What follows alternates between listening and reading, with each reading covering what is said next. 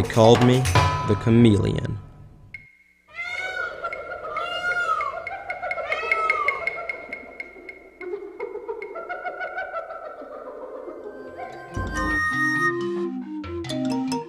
It's time now for Wild Adventure with Alfred Ross. Back when I was a professional big game hunter, I used to drop at least 3 of these bushmeat every morning for the hunting camp like a 6-inch putt. But times have changed and big game hunting is no longer cool. Many animals are endangered. Hello, what have we here? Far be it from me to interfere with Mother Nature's grand design. I'll just step over here out of the way.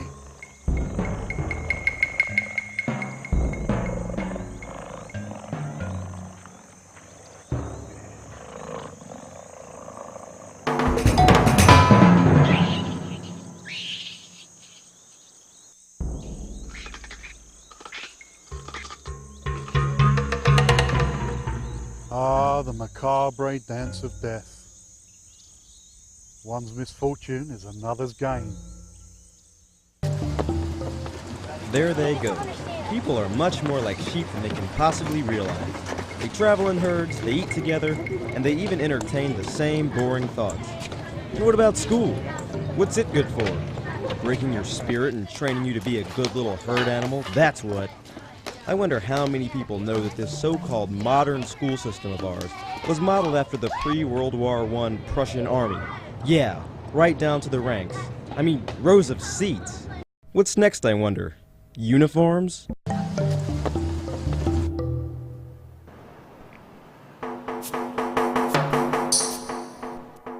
Even with assigned seating, I always found a way to sit in the back of the class and wear clothes that matched the far wall in appearance. But that was only my superficial technique that was obvious to the lesser minds around me.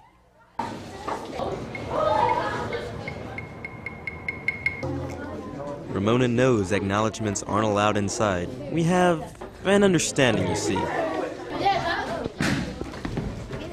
Good morning, class. Take out your books and work on yesterday's assignment quietly and orderly. While my peers trudged home and spent useless hours memorizing useless facts, I turned to my favorite shows on television: Wild Adventure, Wild Kingdom, Wildlife Mysteries, and so forth. It was as though these nature programs were created specifically for me, teaching me the basics of living, reverting back to the primal laws of what is really important. But of all the nature hosts, it was Alfred Ross's voice that I heard in my head, patiently preparing me for that obstacle course which is life. Through hours of studying nature films, I zeroed in on the passive defensive techniques of certain prey animals and perfected the freeze whenever the teacher was casting about for quarry. While other kids are squirming helplessly in their seats like cattle lined up for slaughter, I simply turn my head imperceptibly slow to one side and freeze. No blinking, no breathing, no movement until the danger passes. Are you chewing gum? But that is only part of the process. I never speak to the teacher, never make eye contact like some idiots do. I keep movement down to only the essentials and always as slow as possible. Hey, can South American giant sloths be wrong? I learned early that it is the quick movements that alert predators. Other kids go home and study their butts off. Me, I'm listening to a different drummer. Hide. Be still. Duck behind Lucy Zimmerman's head. In times of crisis, I can hear Alfred Ross's deep, booming voice giving me instructions, like God talking to Moses.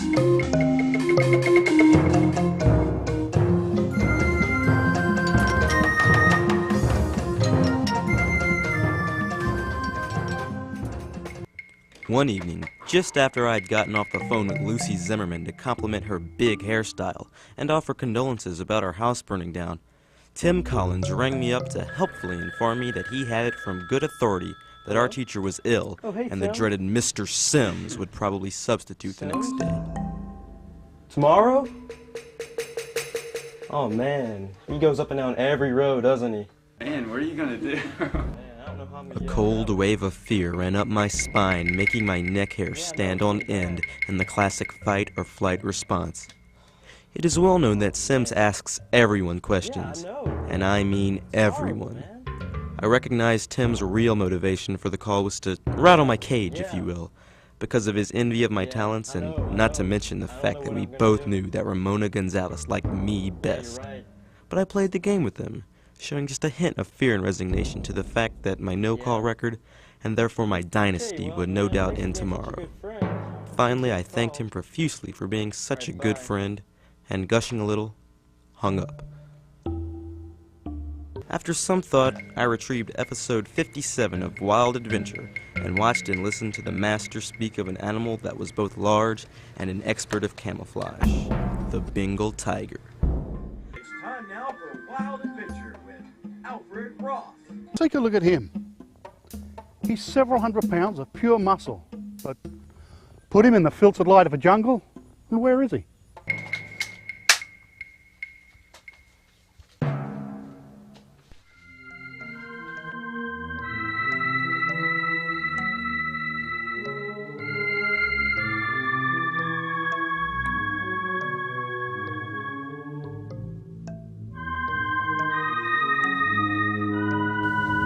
Sis?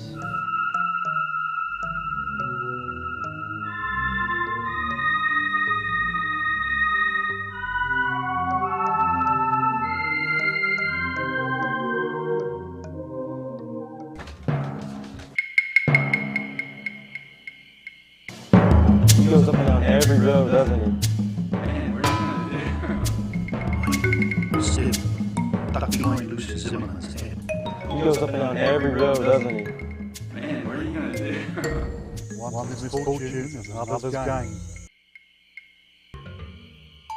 Now, first things first, how to create a dappled light effect, like in a jungle, a mixture of shadows and light. How about bars of shadows and light?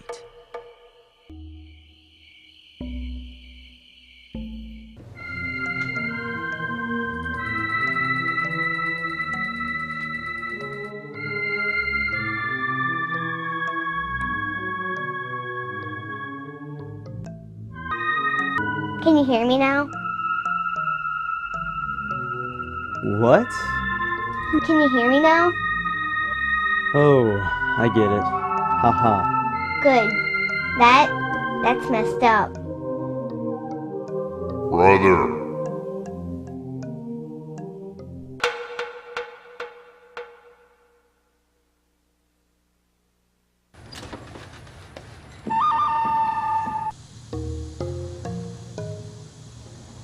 Hey John, how's it going? Fine, Tim. Just fine. Some shirt you got there. Mind turning the volume down on it? But seriously, what's the deal? I don't know, Tim. Just don't know anymore. What did Chief Crazy Horse say? It's a good day to die.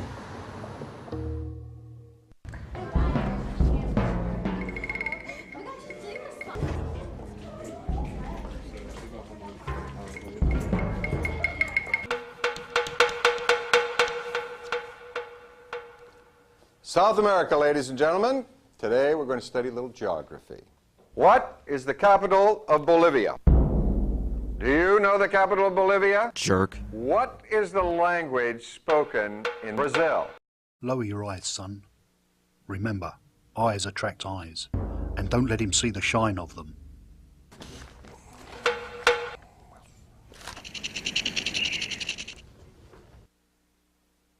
How do you like that? The Invisible Boy. Ladies and gentlemen, it's very important that we learn as much as we possibly can about South America. Those people owe us a lot of money, you know. John! I bet John Wilson knows the answer. Oh my God! Skunks and octopi do have their range.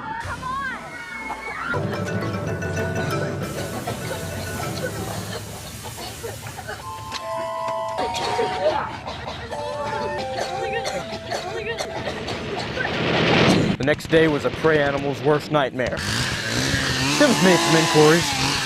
At first, no one knew what he was talking about. But then, a search of the school computer showed that I did indeed exist, and held high grades with a near perfect average. I felt like a blind meerkat on an exposed rock waiting for the swooping eagle.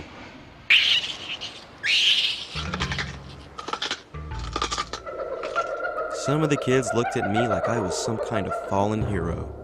Then again, some thought it was funny. I've seen this sort of thing in my fish tank.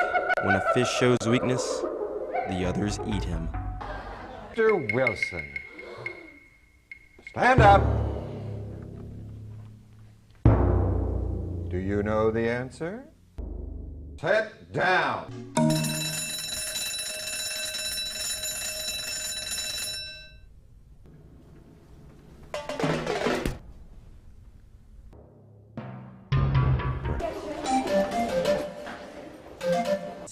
Timmy.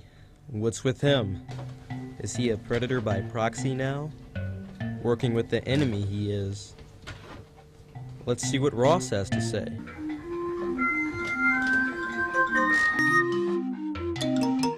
It's time now for Wild Adventure with Alfred Ross. Who is the most efficient predator? Is it the snake with its stealth technology? That's it. I'm going to be a predator. That's the ticket. Top of the food chain. Hey, Ma! Top of the world, Ma! It's lonely at the top, brother. It's lonely at the top. She's right. It is lonely at the top. Aren't predators like serial killers, even eating their friends at the slightest inconvenience? Lonely at the top. Is this what life is all about? The dog-eat-dog Darwinian meat grinder? Lonely at the top. I've got it. What is it? What's the most flamboyant, flashiest, loudest creature in nature that nobody would mess with? Okay, students, I want to know the answer. Ooh, pick me. Ooh, pick me. Caroline, tell us the answer. Poison dart frog.